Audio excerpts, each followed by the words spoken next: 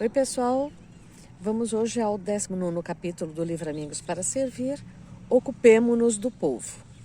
Ao dizer vamos aos bárbaros, estou pedindo para que façamos como o Papa Pio IX, que nos ocupemos do povo, que tem muitas necessidades e poucos direitos, que reclama com razão por maior participação nos assuntos públicos, garantias para o trabalho e contra a miséria, que tem péssimos chefes porque não encontram os bons. É no povo que vejo restos suficientes de fé e de moralidade para salvar uma sociedade cujas classes altas estão perdidas.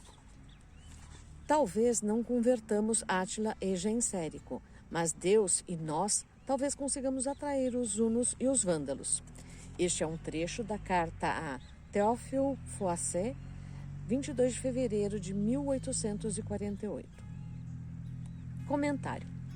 Após a publicação de Os Perigos de Roma e Suas Esperanças, chegaram para Ozanam tantas adesões entusiastas como críticas pesadas. Théophile Froissart transmitiu a seu amigo sua preocupação, sobretudo porque poderia levar à confusão muitos leitores. Ozanam lhe respondeu explicando-se em uma carta escrita em 22 de fevereiro de 1848, na qual podemos ler: aqui é onde creio ver o Papa consumar o que estávamos pedindo com nossas orações há 20 anos, a libertação da Igreja pela secularização do Estado. Iremos para o lado dos bárbaros, quer dizer, da democracia, porque assim se pode sair do campo dos reis, dos homens de Estado de 1815, para ir ao povo. Aqui nós temos uma nota. Depois da derrota de Napoleão e de seu exílio na ilha de Elba, a monarquia foi restaurada e Luís XVIII, da Casa de Bourbon, ocupou o trono. Os monarquistas quiseram apagar todo o vestígio da Revolução Francesa de 1789.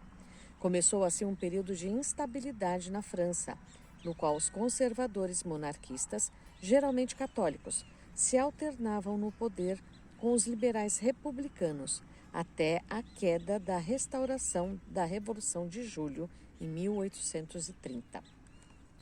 Surpreende o tanto que Ozanam disse em tão poucas linhas. Merece que nos detenhamos nisto. Aqui o autor divide em 7 pontos o texto do início do vídeo que a gente leu e vai refletir cada um deles, tá bom? O primeiro ponto: ocupemo-nos do povo que tem muitas necessidades e poucos direitos. Nós, vicentinos, somos chamados a nos ocupar do povo.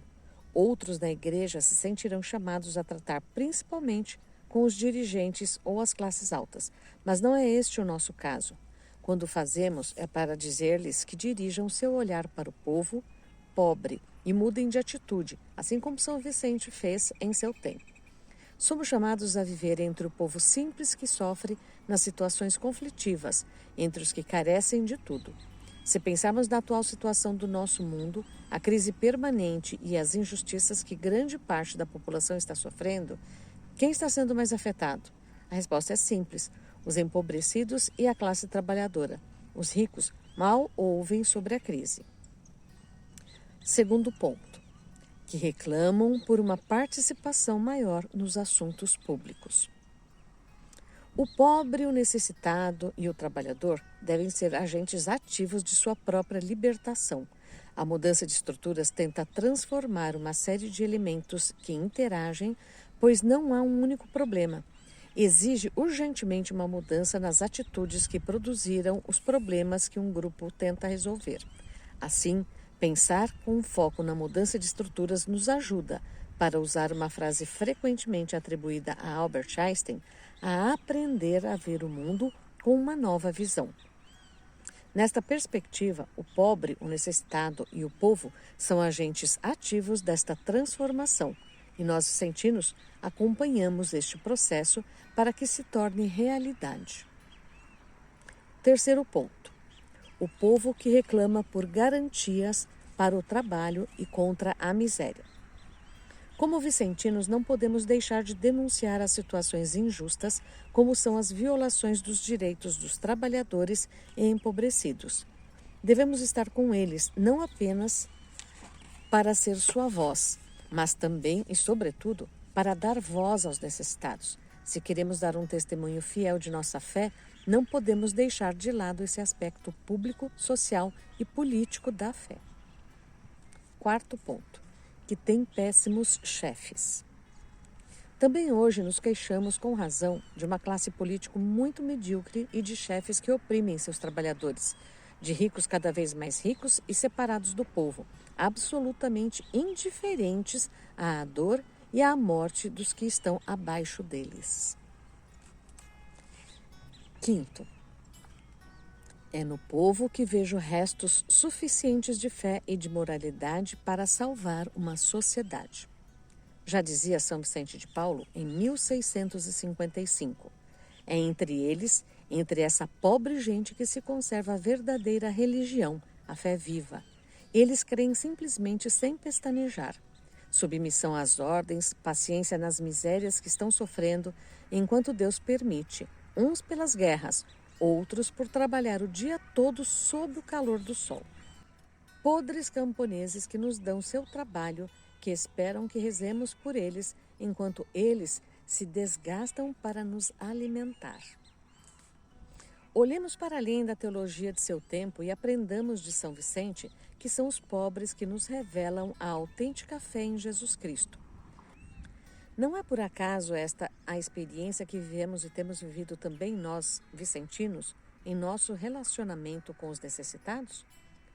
Não é uma de nossas convicções mais arraigadas que eles, que formam o povo, são os construtores da história, os que podem salvar a sociedade? A frase seguinte do texto citado de São Vicente também é muito interessante.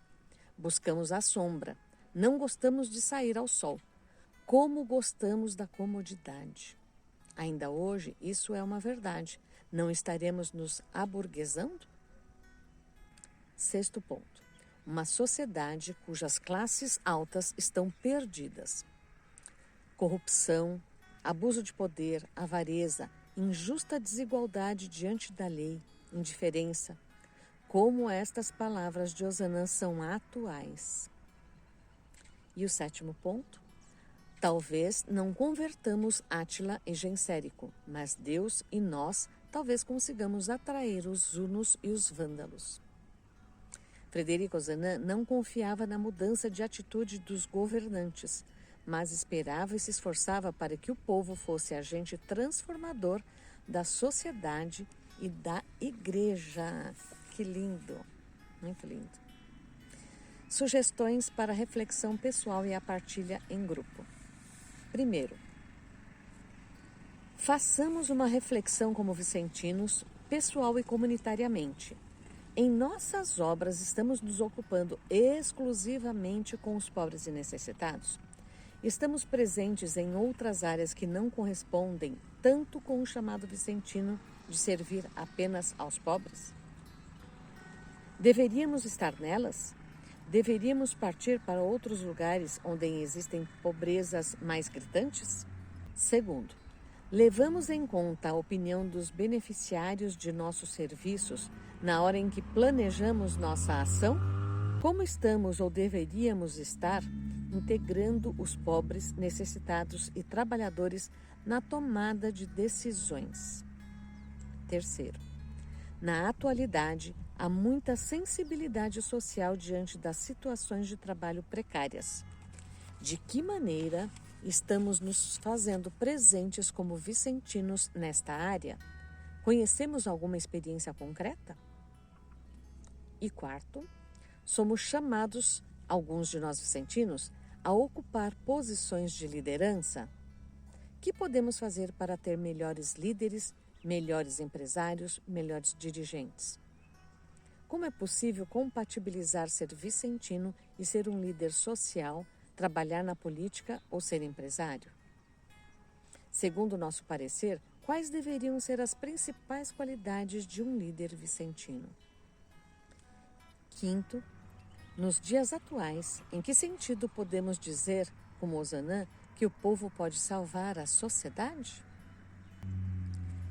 Bom, pessoal, acho que essa leitura aqui deixa uma reflexão mais profunda. Será que neste momento de pandemia, Nós estamos nos escondendo atrás do comodismo do isolamento? Ou a gente está aproveitando a oportunidade e saindo como Ozanam, como São Vicente, à procura e à ajuda verdadeira aos pobres? Boa semana, louvado seja nosso Senhor Jesus Cristo, para sempre seja louvado.